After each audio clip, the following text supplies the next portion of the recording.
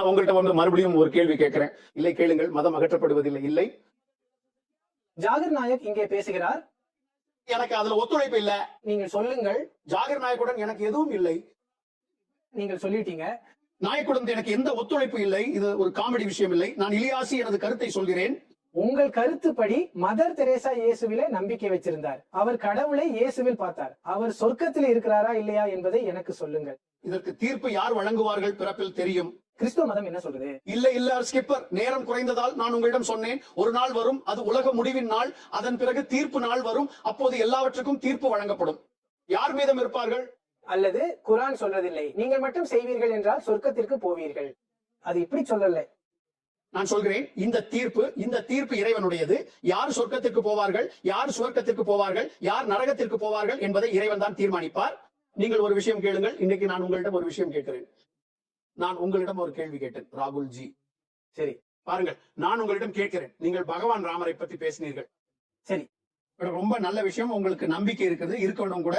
உங்களுக்கு எல்லோருக்கும் ஒரு ஆஸ்தை இருக்கிறது. எனக்கு என் முகமது சாஹிபில் ஆஸ்தை இருக்கிறது. அவரை நான் என் கடவுளாக நம்புகிறேன். நான் உங்களிடம் கேட்கிறேன், பகவான் மற்றும் ஈஸ்வர் என்றால் என்ன வித்தியாசம்? நீங்கள் எனக்கு சொல்ல முடியுமா? நான் அதில் செல்ல விரும்பவில்லை. இல்லை, ஏன் செல்லக்கூடாது? யாராவது கேள்வி கேட்டால் நான் அதில் செல்ல விரும்பவில்லை என்று சொல்வது சரியா? சரி, நான் அங்கே போய் விடுகிறேன். நீங்கள் எங்களுக்கு சொல்லுங்கள், உங்கள் பார்வையில் பகவான் மற்றும் ஈஸ்வர் என்றால் என்ன வித்தியாசம்? எந்த வித்தியாசமும் இல்லை. வித்தியாசம் ஏன் இல்ல? இல்ல, பகவானையே நான் மட்டுமே. தேவதையும் ஈஸ்வரும் எந்த வித்தியாசமும் இல்லை. எப்படி இருக்க முடியும்? அப்பா மற்றும் பிள்ளைகளுக்கு வித்தியாசம் இல்லையா? இல்ல, அப்பா மற்றும் பிள்ளைகளுக்கு வித்தியாசம் இருக்கிறது. அப்படித்தான் நினைக்கிறாங்க. இல்ல இல்ல, ஈஸ்வரையும் பகவான் என்று சொல்கிறார்கள். தங்களுடைய குருவையும் பகவான் அவதாரமாக இருக்கிறார். பகவான்னா நீங்க அதுக்காக பாருங்க, எந்த வித்தியாசமும் இல்லை. நான் அதையே உங்களுக்கு சொல்ல விரும்புகிறேன். முதல் முறை நான் இப்படியே உங்களுக்கு சொல்றேன், வேதங்கள் விஷயங்களில உங்களுக்கு கொஞ்சம், நீங்க எனக்கு இந்து மதத்தை கத்துக் கொடுக்க முடியாது. நான் உங்களுக்கு கற்றுக் கொடுக்க முடியும். ஆனால் நீங்கள் எனக்கு இந்து மதத்தை கற்றுக் கொடுக்க முடியாது. நாம் ஒருவருக்கொருவர் கற்றுக் கொடுக்க வேண்டியதில்லை. ஆனால் இன்று நாம் இங்கு உட்கார்ந்திருப்பதற்கு காரணம் சமூக ஊடகங்களில் குழப்பம் உள்ளது. நீங்கள் கூகுளில் பாருங்கள், இஸ்லாம் பற்றிய குழப்பம் வருகிறது. எல்லா குழப்பங்களும் உருவாக்கப்பட்டுக் கொண்டிருக்கின்றன.